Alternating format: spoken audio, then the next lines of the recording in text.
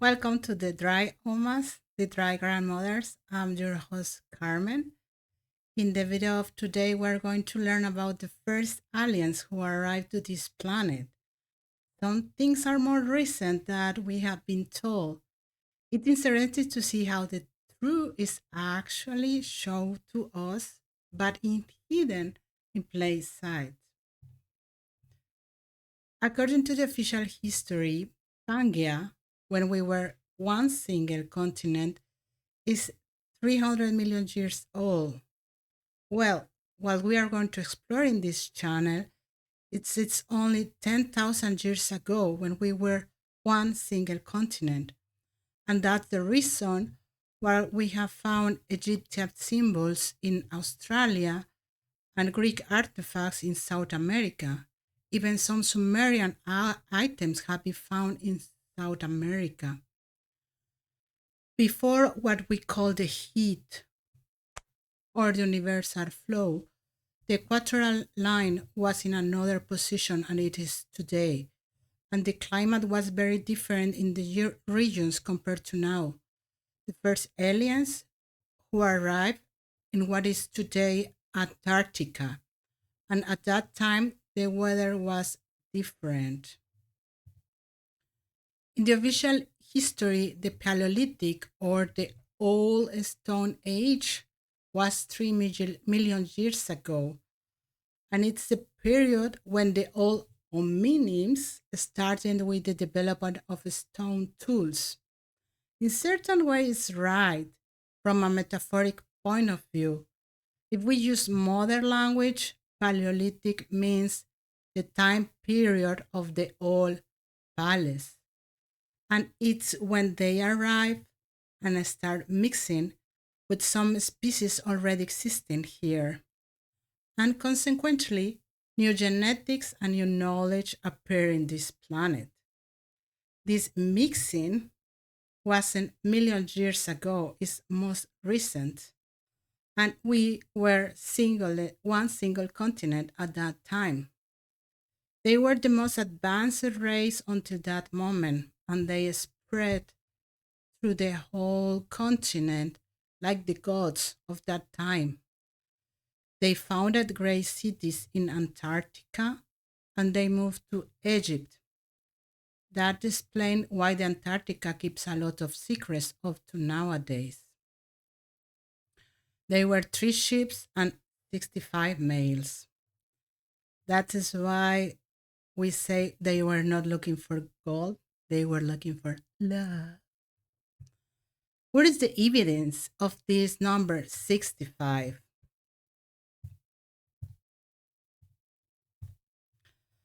Well, in Bonampak, in Mexico, there is a pyramid complex with a nice mural of Maya culture. If you count the characters of the four walls, surprise, surprise, 65. Some have features like us. However, some others are anthropomorphic. The Mayans are direct descendants of them. Copies of the mural have been restored and today they are available in different metro stations of the Mexico City. So if you cannot go to Chiapas, you can visit the different stations in the metro in the Mexico City. Here you can see some look like us and some other look like anthropomorphics.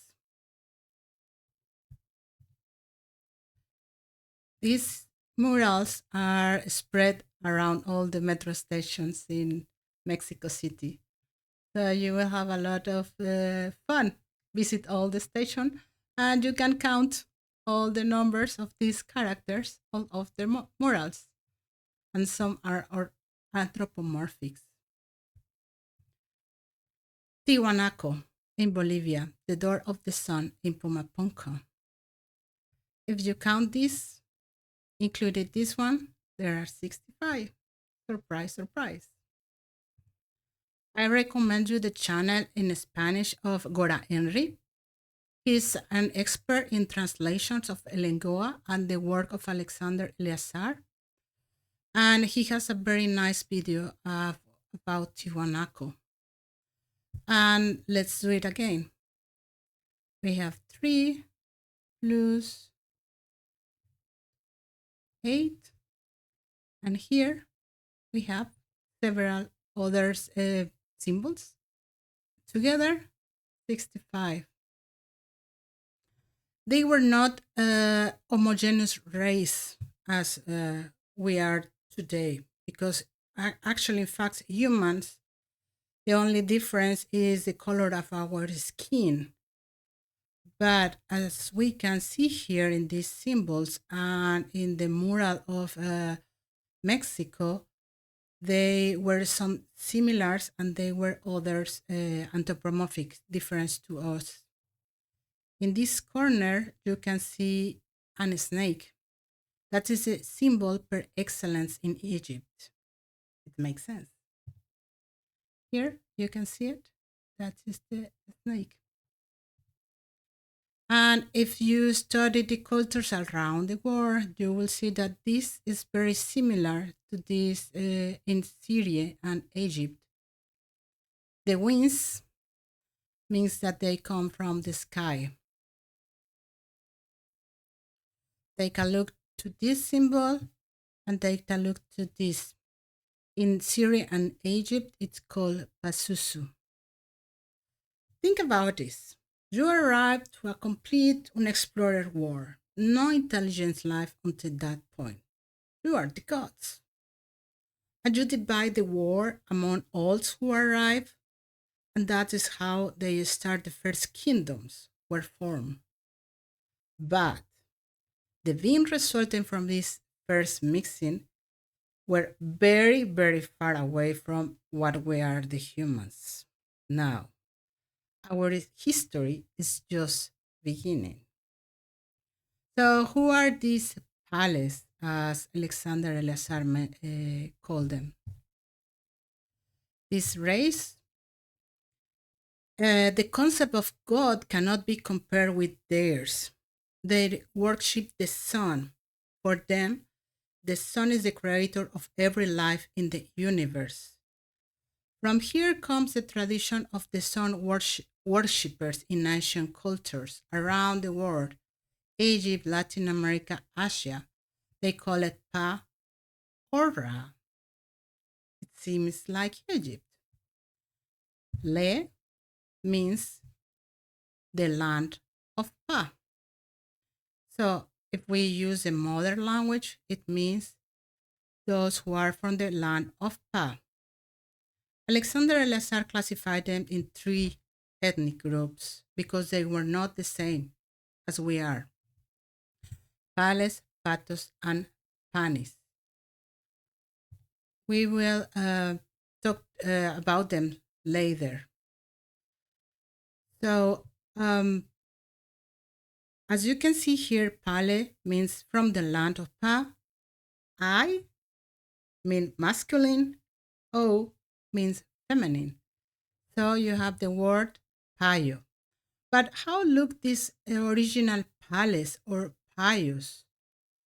Well, we don't know exactly how they look, but we can give us an idea by studying the folklore and old traditions.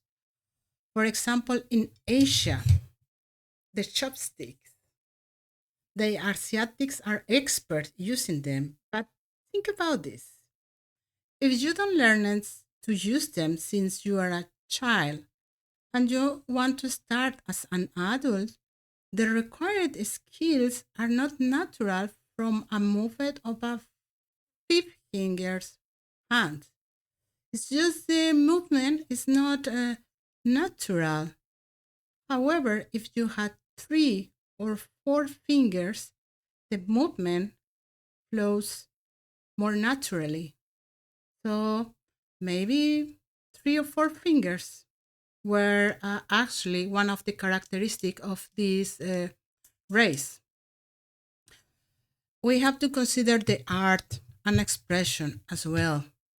The canitid plays a very important role in all cultures around the world. As you can see here, they were beings with bigger teeth that we have today.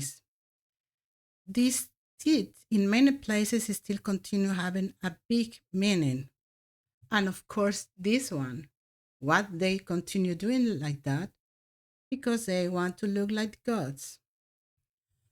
And we have in art like this in all the cultures, not one single. They have all this one. Definitely, this comes from grandfather. Grandfather. Until today, we have cultural tradition with caninities. Some they want it sharp, and some they want it flat. No matter what is correctly or not, but the big reality is that these play a big role in our history and in our genetic. So, as resume, we can say that Pales are not an homogeneous race as we are. The Black and Asiatics are the oldest cultures on this planet because they are the direct descendant. And we were one single continent just 10,000 years ago. All conflicts between existing races transferred to this planet lead to what we'll study in the following chapters. In the next episode, we will talk about the Pangea. When was really the Pangea and what happened for the separation of the continent? So I hope you enjoy and until the next journey. Bye.